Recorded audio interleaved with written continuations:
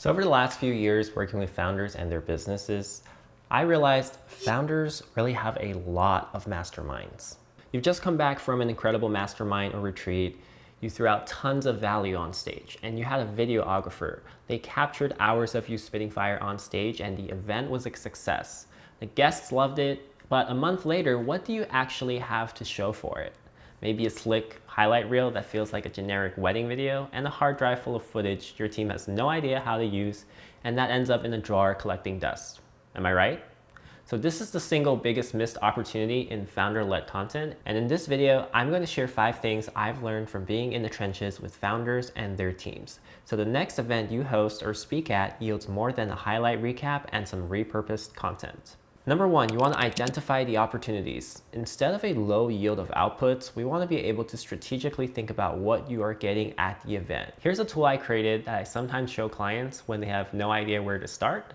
The truth is there are so many different types of videos that serve different purposes that you could be getting at your retreat or cohort. When I'm working with some of my clients on this, it's been normal to get around 30 to 50 pieces of value bombs out of the event in a single day alone sometimes. Add that on top of 2 to 3 day events and you have a ton of footage that can go into your marketing, sales, recruitment, internal use, YouTube, evergreen, you name it. It's a wealth of content to be used in the future if you tap into these event coverages properly. And it produced some of the most authentic, candid moments you can get for you and your brand. Now, need I say more? Number 2, you want to work on your pre-game. The real work happens before you even book your flight. And no, I'm not talking about clothes to wear so you can look presentable on camera, or logistics and travel arrangements. Those are important too to ensure everything runs smoothly for your creative team. I'm talking about knowing the key moments that can't be missed, such as when you're about to give some long presentation. If you have clients there, testimonials might be good to get during the breaks, and once you identify those, your team needs to send out an itinerary or programming for your videographer or creative team that will be creating a checklist to capture all of it. So pretty similar to a wedding if you think about it. Also, if you're hosting the mastermind, don't forget to let the guests know that video and photo capture is happening on site, just to be clear. You want the video team to arrive earlier than the event so they can scout out and be prepared to engage in filmmaking to ensure everything is working properly. Chances of a wireless interference these days are still pretty high, and the last thing you want is to find out your mic wasn't even working the whole time when you were delivering. Number 3, you want the B-roll. So you want to capture B-roll or candid moments that help fill in the gaps or hide away cuts. I can't tell you how many times my butt was saved from cutting to an audience reaction or some scenic beach shot that covered my ass from a battery swap between some of these longer sessions. But also B-roll can be used later on, let's say when you create a YouTube episode or use it in some end of the year recap. You never know where you might be able to slot it in, but it sure comes in handy when your in-house editor can quickly slap one on the timeline. Now, if you made it through 1 to 3 and thought, yeah, that makes sense, David, wait till you hear 4 and 5 and how these save both of our asses. Number 4, the handoff. So chances are you want to bring a hard drive or budget for having the video team bring one for you to take home at the end of the event. Now, when working with my clients, I usually back up 2 just in case for redundancy, aside from the 3rd drive that I give to the client.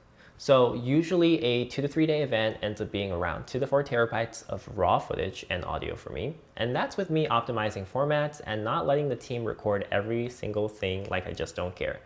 Again, miles may vary depending on how many cameras you're shooting with, whether it's 4K or 6K, which is usually the standard for us, and how big the camera is. Expect anywhere from 1 to 10 terabytes. Now, this is especially important if it's for travel events. If you were thinking of waiting for the vendor to upload all that over the cloud to you, you'll be waiting for 2 to 7 days if they have decent internet speed. Then maybe another few days for your team to download all of that in-house. So I'd suggest just saving yourself that trouble and carrying the SSD instead. And if you don't know which one to get, just ask the expert you're hiring. Number 5, renaming the files. This is one of the biggest unlocks for me.